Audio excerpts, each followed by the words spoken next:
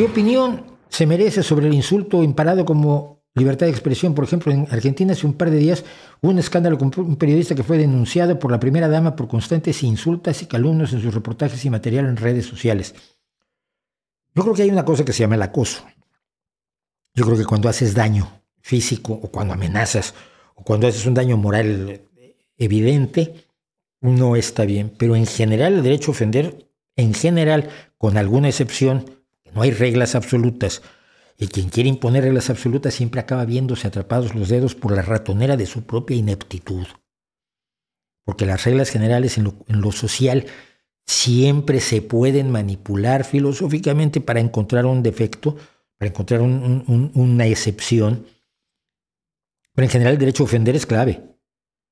Y sobre todo a personajes públicos. Sobre todo a personajes públicos. Cosas que a mí me parecen inaceptables son, por ejemplo, el escrache a la familia.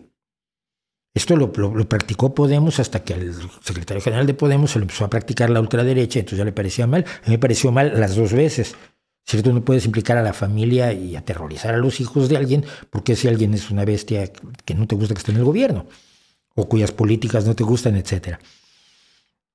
Creo que la amenaza, el afectar realmente la vida social de alguien tiene que ser valorado como algo negativo.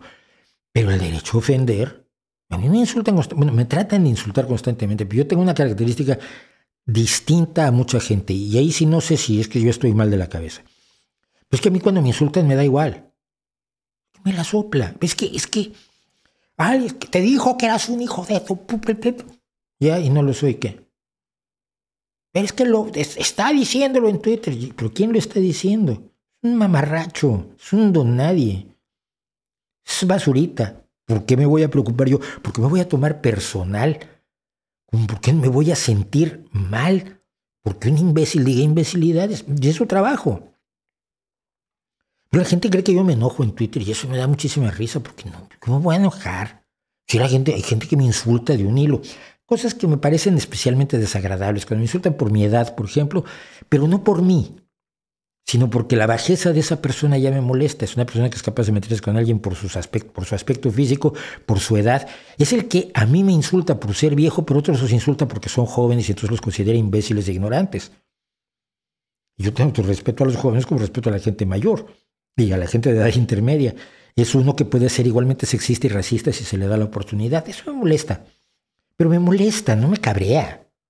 Me llamen viejo. A mí me da igual. A mucha gente cuando le insultan, respétame. Hombre, a mí me gusta que me respete la gente que me parece respetable. Pero una cucaracha con pantalones no me interesa su respeto en lo más mínimo. Vamos, de hecho, el que me falta el respeto me parece un homenaje. Entonces, en ese sentido, yo creo que pero sí, el derecho a ofender, sobre todo porque cuando hablas del derecho a ofender, tienes que darte cuenta que es precisamente el sentimiento de otra persona lo que estás tratando de legislar. Es decir, si yo me siento ofendido por algo, ¿se tiene que prohibir? Mis sentimientos personales de ofensa tienen que incidir socialmente. Así como tú me puedes decir hijo de tal cual, yo no me doy por ofendido, a otras personas le puedes decir, no me gusta que te metas con tales personas y te diga, ay, me estás ofendiendo. Bueno, si te sientes ofendido, mala suerte. Así es la vida, es difícil. Pero yo creo en el derecho a ofender, por supuesto.